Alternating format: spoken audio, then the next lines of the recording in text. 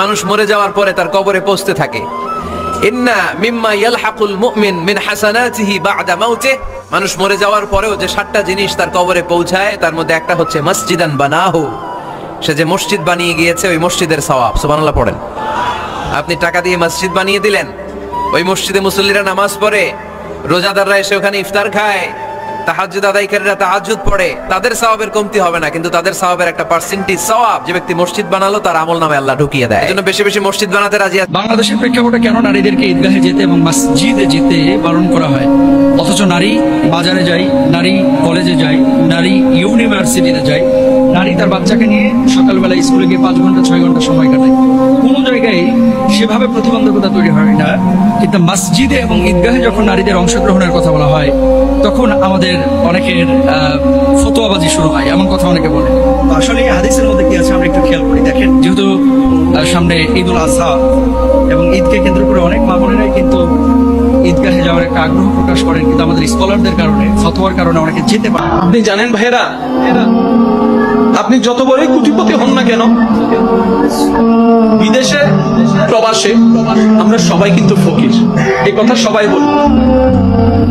আমরা কিন্তু প্রবাসে আসছি, এই দুনিয়াটা আমাদের প্রবাস, আসল বাড়ি নয়। তর্ক থেকে যাবে, আপনি আমি চলে যাব, ঝগড়া মামলা থেকে যাবে, আপনি আমি চলে যাব, কাউকে বলা কঠিন আঘাত থেকে যাবে, আপনি আমি চলে যাব। ওই মানুষটা যখনই আপনার আমার কথা স্মরণ করবে, মন থেকে আসবে, ওই আটা আমাদের জান্নাতে যাওয়ার জন্য দেওয়াল হয়ে যাবে। তাই শ্রদ্ধার সাথে বলি, হাত রেখে পায়ের মধ্যে আপনাদেরকে বলি, ভাই যাই কিছু করেন মনে আঘাত দিয়েন না, কারো মন ভেঙে চুরমাচুর করে দিয়েন না, কারণ মানুষের মন রবের রহমতের ঘর, ওই মনে আঘাত দেওয়া অন্যায় ভাবে আল্লাহ কখনো মাফ করে না, মাফ করে না, মাফ করে। আল্লাহর উপর রাজি কিন্তু 99.99% মুসলিম না।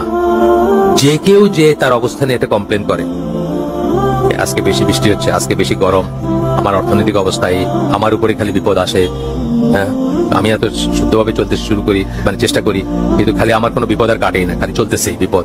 এই কথাগুলো যারা যারা যখন যখন আমরা সবাই হয়তো কখনো কোনো বলছি, বলি না, কালকে পরীক্ষা, হঠাৎ করে আজকে 4 ঘন্টার জন্য কারেন্ট নেই, আসে এরকম কথা আসে। যে যেখানে যখন বলছে সেই কিন্তু আল্লাহর উপর রাজি আসে। নবী সাল্লাল্লাহু আলাইহি ওয়াসাল্লাম বলেছেন, আমি যখনই জান্নাত গিয়েছি, মানে আমাকে যখনই জান্নাত দেখানো হয় তখনই আমি বেলাল তোমার পায়ের শব্দ শুনতে পারি। সুবহানাল্লাহ। হে বেলাল, তুমি কি এমন আমল করো আমার আগে আগে তোমার পায়ের শব্দ শুনতে পারি? তো বেলাল রাদিয়াল্লাহু আনহু বলছেন, ইয়া রাসূলুল্লাহ, আমি তো আপনি যে আমল শিখিয়ে দিয়েছেন এগুলাই করি, এক্সট্রা তো কিছু করি না, শুধু একটা কাজ আমি করি। কি সেটা?